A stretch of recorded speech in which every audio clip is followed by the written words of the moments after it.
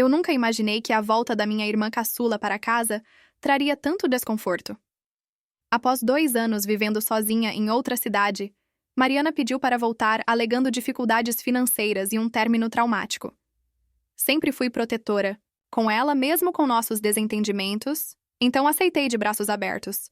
A casa era grande e vazia desde que nossos pais se mudaram para o interior.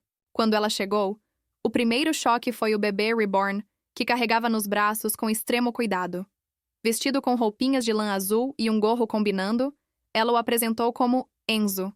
Pensei que fosse uma brincadeira ou uma forma esquisita de lidar com a solidão, mas Mariana falava com ele como se fosse de verdade. Alimentava, ninava, até colocava para dormir num bercinho improvisado no canto do quarto. Tentei não julgar. Todos temos nossas manias. Mas os dias foram passando e ela se distanciava mais e mais. Recusava jantares, evitava conversas e, quando falava, usava um tom doce e infantil, direcionado apenas ao boneco. Eu batia à porta do quarto e ouvia sons de canções de ninar, risos sussurrados, às vezes longas pausas seguidas de soluços abafados. Comecei a me preocupar de verdade. Quando percebi que a comida que eu deixava na bandeja à porta voltava intocada, ela não saía nem para o banheiro, pelo menos não enquanto eu estivesse por perto. Uma noite tentei abrir a porta e estava trancada por dentro. Bati, chamei, implorei, mas só ouvi um shh. Enzo está dormindo, como resposta. Aquilo me arrepiou. Se você está assistindo esse vídeo até aqui, aproveita para deixar seu like e se inscrever no canal. Eu prometo que essa história vai te deixar de queixo caído até o final. Agora respira fundo, porque vai piorar. Resolvi conversar com uma amiga psicóloga. Ela disse que isso poderia ser um surto psicótico ou um transtorno dissociativo. Pedi conselhos, mas no fundo eu já sabia. Aquilo não era mais só excentricidade. Era algo mais profundo, algo mais sombrio. E estava crescendo, como uma mancha de umidade escondida por trás das paredes da minha casa. Uma madrugada, acordei com um barulho estranho. Era como um arranhar ritmado vindo do quarto dela. Me aproximei silenciosamente e encostei o ouvido na porta. Mariana estava cantando baixinho uma canção de ninar que nossa mãe cantava quando éramos crianças. Mas a voz parecia diferente. Tensa, grave, como se lutasse para soar doce. Mamãe não vai te machucar mais, tá bom? Agora você tem a mamãe certa. Aquilo gelou minha espinha. Quem ela achava que era a mãe errada? E por que aquele tom de vingança na voz? Na manhã seguinte, tentei confrontá-la, mas a porta estava trancada de novo. Ela respondeu com a mesma frase.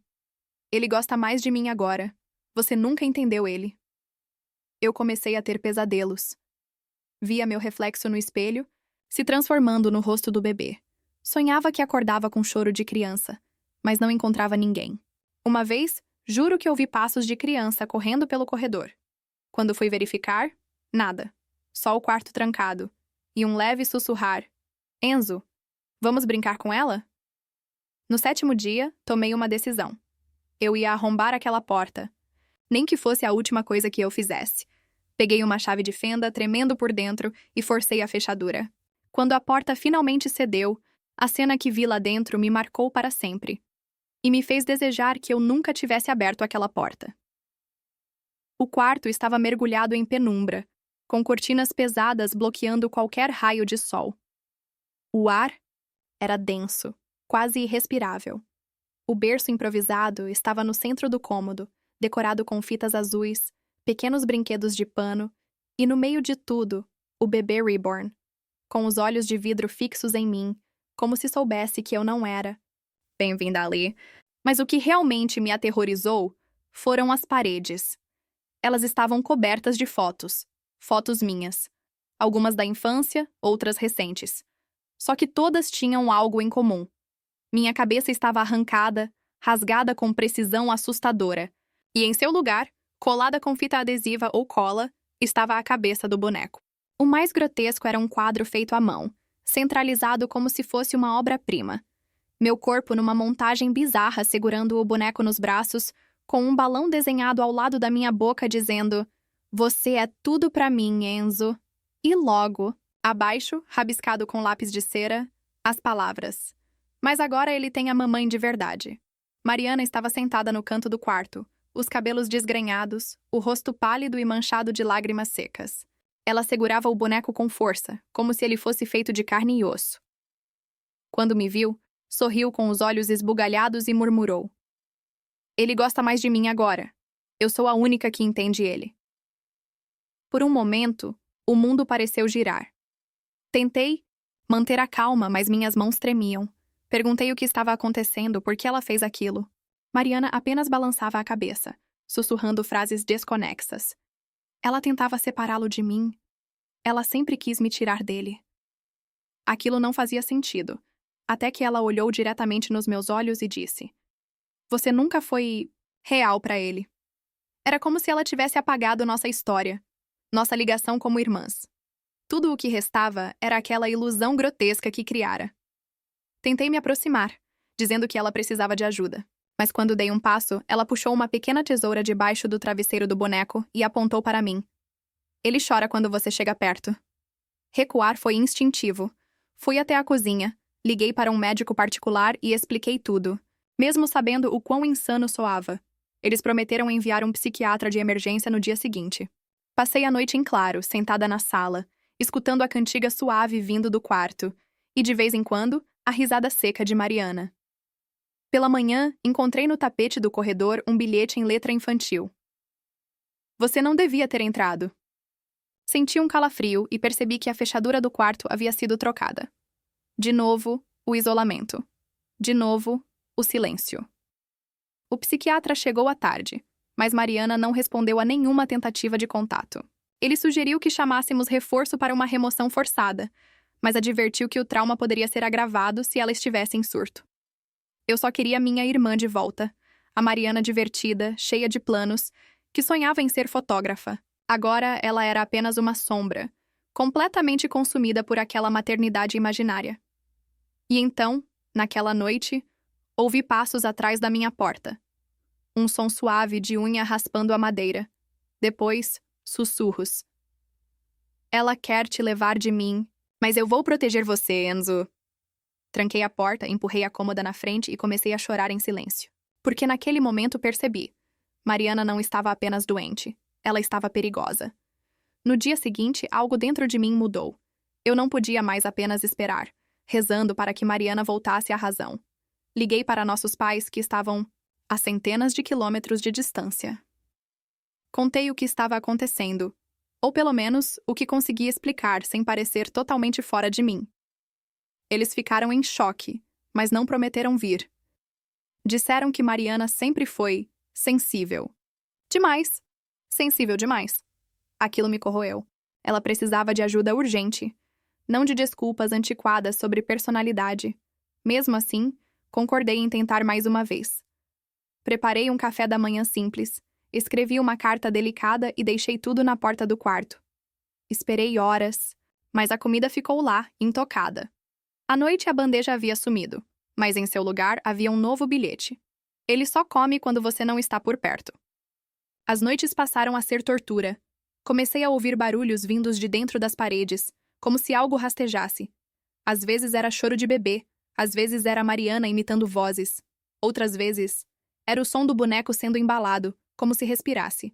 Eu sabia que era absurdo, mas meu corpo reagia como se fosse real. Tinha medo de dormir. Medo de acordar e encontrá-lo ao meu lado. Então veio o susto definitivo. Eu havia deixado meu celular carregando na sala. Quando fui buscá-lo pela manhã, ele estava destravado, com a galeria aberta. Havia dezenas de fotos novas. Eu dormindo, eu tomando banho, eu trocando de roupa, todas tiradas de ângulos baixos ou escondidos. A última mostrava meu reflexo no espelho, com o rosto do boneco, no lugar do meu. A polícia não foi muito útil. Fiz um boletim, mas alegaram que, sem provas concretas de invasão ou ameaça física, nada poderia ser feito. Eles sugeriram reforçar as trancas e buscar ajuda psiquiátrica. Como se fosse tão simples. Como se eu não estivesse vivendo com algo que escapava da lógica. Foi nesse ponto que comecei a gravar tudo. Instalei câmeras escondidas pela casa, inclusive uma voltada diretamente para a porta do quarto de Mariana. O que registrei naquela primeira madrugada me fez vomitar. Às 3h17, ela saiu do quarto com o boneco nos braços, caminhando de costas como se flutuasse. E começou a acariciar as paredes, murmurando: "A carne dela vai ser sua, meu amor."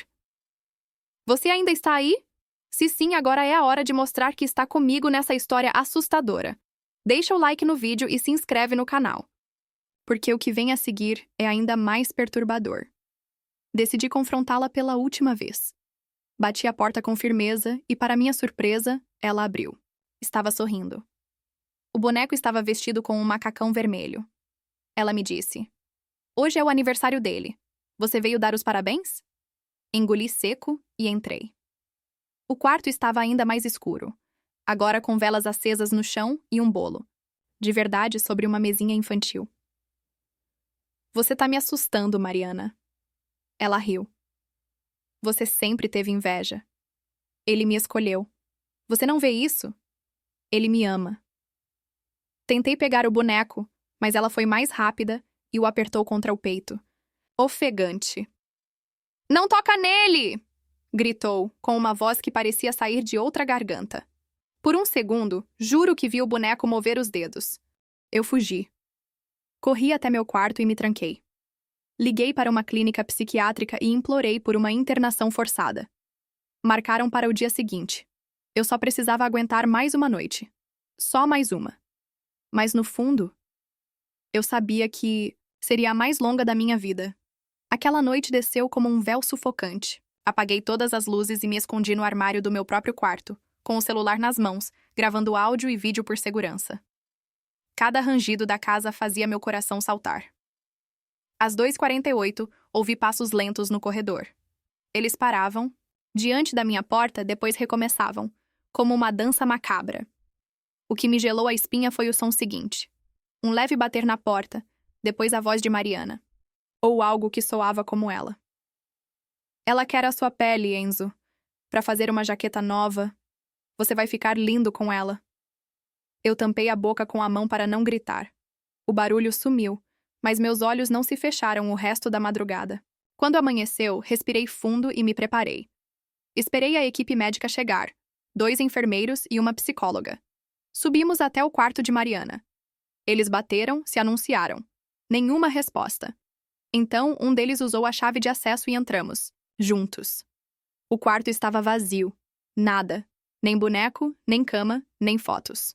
As paredes, antes decoradas com colagens e frases infantis, estavam limpas, como se nunca tivessem sido tocadas. Só havia um pequeno papel no chão, com letra trêmula. Hoje ele acordou. E andou sozinho. Vasculhamos a casa toda. Nenhum sinal dela. Nem dela, nem do boneco. Liguei para a polícia, para os hospitais, para os vizinhos. Nada. Mariana havia simplesmente sumido. A equipe da clínica, em choque, sugeriu aguardar. Mas eu sabia. Ela tinha fugido. Com ele. Passei dias sem dormir, sem comer. A casa parecia vazia e, ao mesmo tempo, cheia de ecos. De risos distantes, de canções de ninar que não existiam. As câmeras pararam de gravar. A energia caía e voltava sozinha. Uma semana depois, recebi uma carta pelo correio, sem remetente. Apenas meu nome no envelope. Dentro, uma foto. Era eu. Ou quase eu. Uma mulher com o mesmo rosto, mas os olhos apagados, segurando o boneco como se fosse seu filho. Atrás da foto, a frase: "Agora ele tem uma mãe melhor. Obrigada por desistir." Dele. Aquilo foi o que me destruiu de vez. Me afastei de tudo. Pedi licença do trabalho, vendi a casa, me mudei de cidade. Mas nada adiantava. Recebia cartas em branco, mensagens cifradas por debaixo da porta. Uma vez encontrei um boneco igual ao de Mariana em frente ao meu prédio com um bilhete no bolso. "Mamãe, volta pra casa." Não contei isso pra ninguém, até hoje. Porque há 2 noites alguém bateu na porta do meu novo apartamento às 3 da manhã. Olhei pelo olho mágico e... não havia ninguém. Exceto por um pacote no chão. Dentro, uma fita cassete. E nela, gravado em sussurros: "Você roubou ele de mim. Agora eu quero o que é seu." Se você chegou até aqui, respira fundo, porque a próxima parte revela o ponto de ruptura. E se você ainda não fez isso, se inscreve no canal e deixa seu like. Essa história precisa ser ouvida. E no fundo, eu preciso saber que não estou sozinha. A fita cassete me atormentou por dias. Levei a gravação para um técnico de som tentar restaurar os trechos abafados. O que ele conseguiu extrair me arrepiou até os ossos. Entre chiados e sussurros, a voz de Mariana se misturava à de uma criança. Ou alguém fingindo ser uma. Mamãe. Ela quer brincar com as suas partes. Todas elas. Decidi procurar ajuda de verdade. Uma terapeuta especializada em transtornos dissociativos. Mostrei tudo. Fotos, vídeos, gravações. Ela me ouviu com olhos fixos e mandíbula tensa. Quando terminei, ela apenas disse: "Se o que você está me mostrando é real, você precisa sair daqui, agora." Voltei para casa decidida a empacotar tudo. Ia deixar o apartamento naquela mesma noite. Mas ao abrir a porta, notei algo diferente. O chão estava coberto de pétalas vermelhas, e no centro da sala, o boneco, sentado no meu sofá, vestido com a mesma roupinha do dia em que vi Mariana pela última vez. Ao lado dele, uma caixa de sapato. Dentro havia dezenas de fotos minhas, todas com o meu rosto riscado com tinta preta. Uma delas tinha algo colado, uma mecha do meu cabelo. No verso, escrito com batom: "Mamãe dele, agora sou eu. Você não precisava ter tentado tirá-lo de mim." Não dormi naquela noite. Mantive todas as luzes acesas e o boneco trancado dentro do banheiro, enrolado em um lençol e preso com fita. No entanto, às 4h22 da madrugada, ouvi um barulho vindo de dentro do cômodo. Uma risadinha abafada, depois um toque, toque, toque, suave na porta. "Posso sair agora?" Na manhã seguinte, o boneco havia desaparecido. Fui até a delegacia, levei tudo. Pela primeira vez, um investigador parecia levar a sério. Ele pediu para instalar câmeras escondidas e montar uma vigilância discreta. Concordei. Nos dias seguintes, vivi como uma refém na minha própria casa. Até que numa noite, o inesperado aconteceu. A câmera da entrada capturou Mariana. Sim, Mariana. Pálida, magra, descalça. Caminhava como se estivesse em transe. Ela parou em frente à minha porta, encostou o rosto na madeira e sorriu. Ele sente sua falta. Quer brincar de cortar de novo. A polícia foi acionada, mas quando chegaram, ela havia sumido novamente. Nenhum rastro. Nenhuma digital. O inspetor me olhou como se eu estivesse enlouquecendo. Talvez eu estivesse. Mas naquela madrugada, resolvi fazer algo diferente. Arrombei o antigo quarto do meu novo apartamento, onde eu evitava entrar desde que me mudei. Lá dentro, encontrei um altar improvisado. Fotos minhas coladas nas paredes, todas com a cabeça recortada.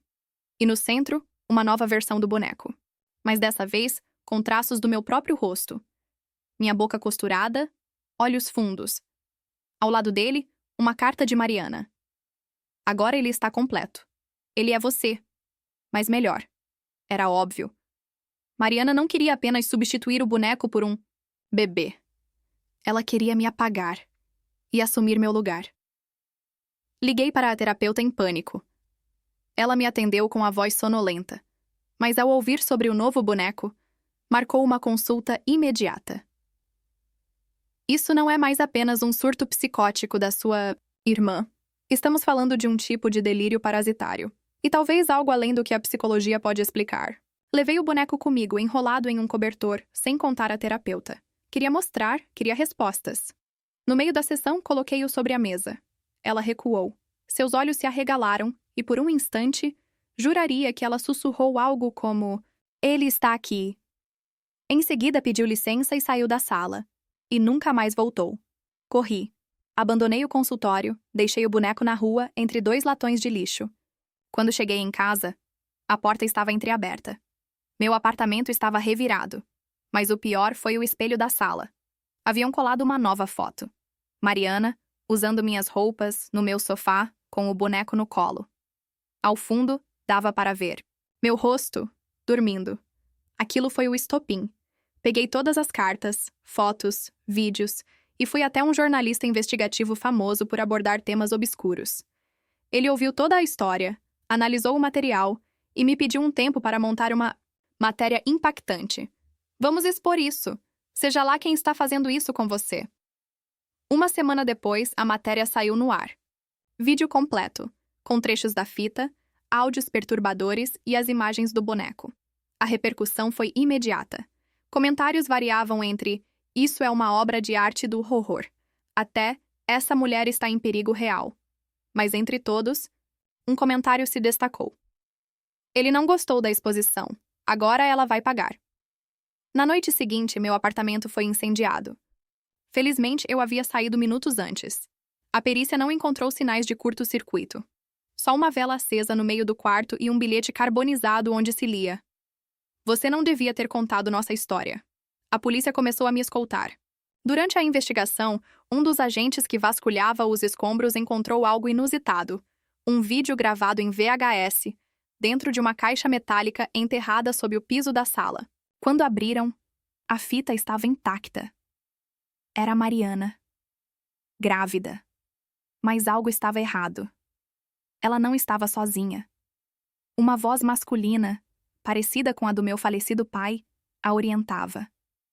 A fita chocou os policiais. Ela dizia: "Assim que eu der à luz, vou colocá-lo dentro. Ele viverá para sempre. O boneco é só o começo. Eles não entendem, mas ele entende. E ele me ama." A fita terminava com um corte seco. O local? A casa onde vivíamos na infância. Voltei ao local com os investigadores. A casa estava abandonada há anos, mas ainda era propriedade da família. No sótão, encontramos o verdadeiro altar.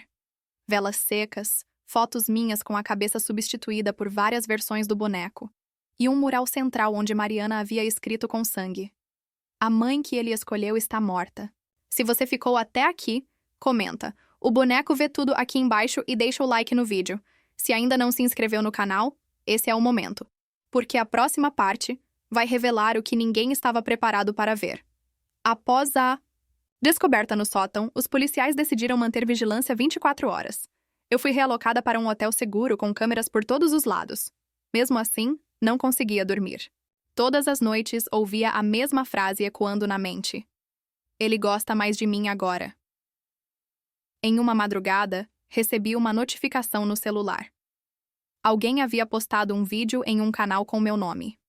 O título era "Mamãe voltou." No vídeo, Mariana aparecia balançando o boneco em uma cadeira de balanço, sorrindo de forma sinistra. Ao fundo, uma parede forrada de recortes do meu rosto. Mas o mais perturbador estava nos comentários. Centenas de mensagens idolatrando Mariana. Ela é a verdadeira mãe. O boneco falou com a gente. Vamos ajudar ela a terminar o que começou. Era como se ela tivesse reunido uma legião de seguidores, dispostos a defendê-la. A polícia identificou o IP do vídeo. Vinha de um servidor mascarado, mas rastros apontavam para um orfanato abandonado na zona rural, que havia pegado fogo 20 anos antes. Coincidentemente, o mesmo onde Mariana passou 6 meses depois de um sumiço na infância que nunca explicamos. Organizou-se uma operação para investigar o local. Ao chegarmos, a visão era dantesca. As paredes chamuscadas estavam cobertas de desenhos infantis, todos de uma mulher sem cabeça segurando um bebê. No centro do salão, um círculo com restos de cera. E no meio, um novo boneco. Esse parecia respirar. Um dos agentes tentou tocar no boneco, mas foi violentamente arremessado para trás. As câmeras da equipe apagaram no mesmo instante. A única imagem que restou foi a do boneco abrindo os olhos. Olhos humanos, iguais aos meus. Foi nesse momento que um dos investigadores me chamou de canto.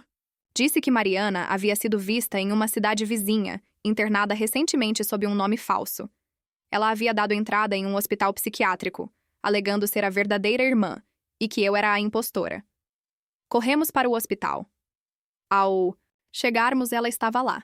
Cabelo raspado, roupas brancas, olhar sereno. Quando me viu, sorriu. Você demorou, irmã. Ele já escolheu. Você não existe mais. Os médicos disseram que ela passava os dias escrevendo cartas, sempre com o mesmo conteúdo. Ela roubou meu corpo. Os testes de DNA foram feitos. E foi aí que tudo desmoronou. O resultado mostrava que Mariana era eu, e eu, a narradora. Não constava como filha biológica dos meus pais. Como isso? Era possível? As autoridades pediram uma reavaliação. Enquanto isso, algo ainda mais perturbador aconteceu. O boneco que estava sob guarda policial desapareceu. E em seu lugar, no cofre onde ficava trancado, apareceu uma foto. Era eu, ou Mariana, vestindo branco, segurando o boneco e sorrindo. Comecei a questionar tudo. Minha infância, minhas memórias, até mesmo meu reflexo. Passei dias revendo álbuns, vídeos antigos, tentando encontrar falhas.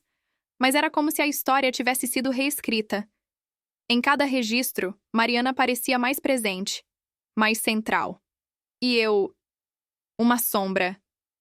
Foi então que visitei uma ex-babá da família Dona Odete, já idosa, quase cega, mas lúcida. Quando mostrei uma foto minha, ela hesitou. Essa é a filha de criação, não é? A verdadeira sempre foi a Mariana. Me arrepiei. Você foi trazida depois. Nunca entendi. Muito bem, mas sua mãe chorava muito. Dizia que precisava corrigir algo. O que diabos meus pais esconderam? Vasculhei os documentos antigos e encontrei uma certidão de nascimento adulterada. O nome de Mariana havia sido substituído pelo meu. Data trocada. Assinaturas falsas. Confrontei minha mãe, que negou até o fim. Mas seu olhar não desmentia. O medo. Em uma nova visita ao hospital, Mariana estava desenhando. Parecia em transe. Quando me aproximei, me entregou o papel. Era uma árvore genealógica, com 2 nomes cruzados. Ela e eu. Abaixo, a palavra reversão. Perguntei o que significava. Ela sussurrou. Você vai descobrir quando ele nascer. Ele? O boneco? Um novo bebê? Ou algo pior? De repente, entendi. Mariana não queria só substituir minha imagem. Ela queria substituir a mim inteira. E talvez, com a ajuda daquele culto que a seguia, estivesse conseguindo. Uma das seguidoras foi presa tentando invadir o hospital. Em seu celular, havia mensagens com instruções de recuperar o receptáculo e preparar o retorno. Cada vez mais, isso deixava de parecer doença e se tornava algo ritualístico, quase demoníaco. A polícia permitiu que Mariana fosse interrogada por um especialista em crimes cultistas. Durante a sessão, ela teve um surto. Gritava palavras em um idioma desconhecido, enquanto a luz da sala piscava. No fim, ela encarou o especialista e disse: Hoje à noite o nascimento começa. Prepare-se, irmã. Voltando ao hotel, recebi um envelope. Dentro, apenas uma foto. Mariana vestida com minha roupa favorita, deitada na minha antiga cama, com o boneco sobre seu ventre. Ao fundo, uma sombra indistinta, como um vulto observando da porta. Aquela noite foi a mais longa da minha vida.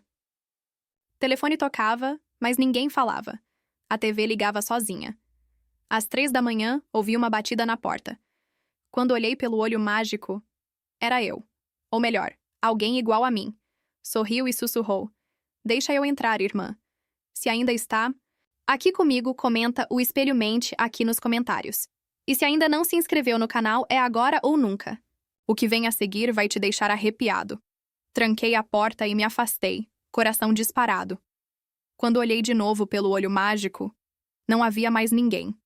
Mas ao me virar, encontrei sobre a cama o mesmo bilhete de sempre, escrito com a caligrafia da Mariana. Ele gosta mais de mim agora. A polícia decidiu isolar novamente a casa da minha família.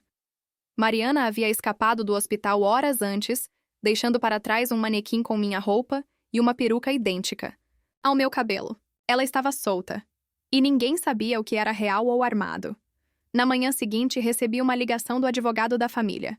Disse que, após reexame dos documentos e cruzamento genético, a verdade havia emergido.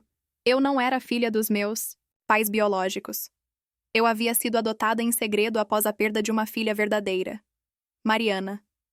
Mas então, quem era aquela no hospital? Ou melhor, qual de nós era a original? Eu havia sido criada como filha legítima, mas Mariana insistia ser a verdadeira. E agora, documentos e testemunhos antigos estavam divididos. O juiz decidiu que seria necessário um interrogatório conjunto. Foi marcado o encontro em uma sala neutra, com presença de psicólogos e câmeras. Quando Mariana entrou, parou, olhou diretamente para mim e disse: Você está com meu rosto, mas ele sabe quem é a mãe dele. E depositou o boneco sobre a mesa. Ele tinha um novo corte de cabelo. O meu. Durante o interrogatório, Mariana Revelou detalhes da infância que eu não lembrava. Histórias específicas, cheiros, lugares. Os médicos ficaram em dúvida. Um especialista sugeriu que talvez ambas fôssemos versões fragmentadas da mesma identidade, moldadas por trauma e manipulação. Mas tudo mudou quando o boneco piscou. Isso mesmo, piscou. Todos viram. Mariana começou a chorar, dizendo: "Ele vai escolher, hoje, a mãe verdadeira." Ninguém entendeu, mas as luzes da sala piscaram e o ar ficou pesado. O boneco caiu da mesa e começou a emitir um som semelhante a um batimento cardíaco. De repente, a porta trancou sozinha. A janela estourou. Uma fumaça escura invadiu a sala. Mariana se levantou e gritou: "Ele chegou!" E apontou para mim. "Essa é a impostora!